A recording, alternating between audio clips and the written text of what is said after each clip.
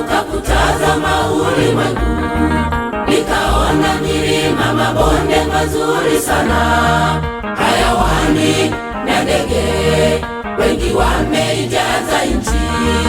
Mimea ya kijani imepambika kwa maua, nikageuka kutazama miji na vijiji, nikaona majumba makubwa, magari mengi na utajiri mwingi, watu wamekusanya.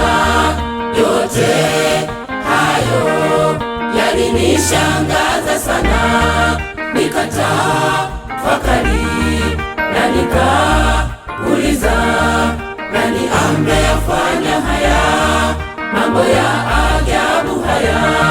Na nikajibiwa, ni Mungu wa mbinguni, ndiye ameyaratibisha mambo yote na vitu vyote. Cha ajabu, mwanadamu anatamba kwa utajiri, kwa utajiri wako rudisha mali yake Bwana. Cha ajabu, mwanadamu anatamba kwa utajiri, kwa utajiri wako rudisha mali yake Bwana.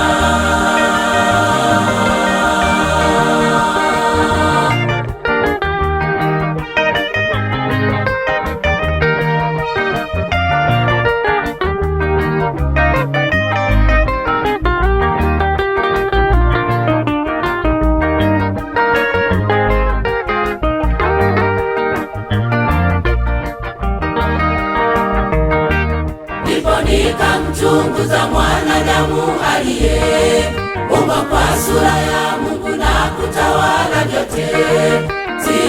Sikitiko, hamjui muumba wake, na wala aliyempa vyote alivyo navyo. Roho ya uchoyo ilikuwa imetawala, hivyo ameshindwa kumrudishia Muumba sehemu yake kutoka mikononi mwake.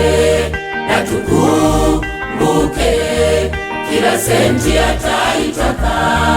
Nikatafakari na nikauliza, nani ameyafanya haya mambo ya ajabu haya? Na nikajibiwa, ni Mungu wa mbinguni, ndiye ameyaratibisha mambo yote na vitu vyote.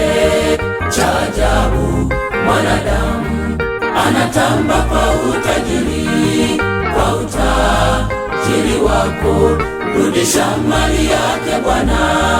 Cha ajabu, mwanadamu anatamba kwa utajiri, kwa utajiri wako rudisha mali yake Bwana.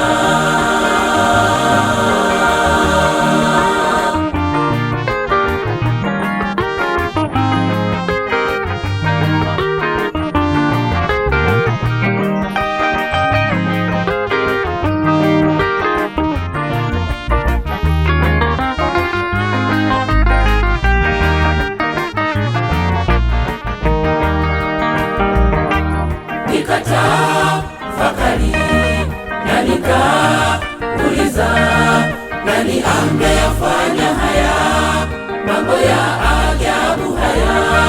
Na nikajibiwa, ni Mungu wa mbinguni, ndiye ameyaratibisha mambo yote na vitu vyote.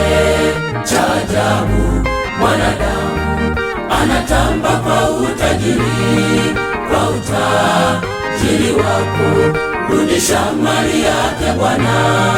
Cha ajabu, mwanadamu anatamba kwa utajiri, kwa utajiri wako rudisha mali yake Bwana.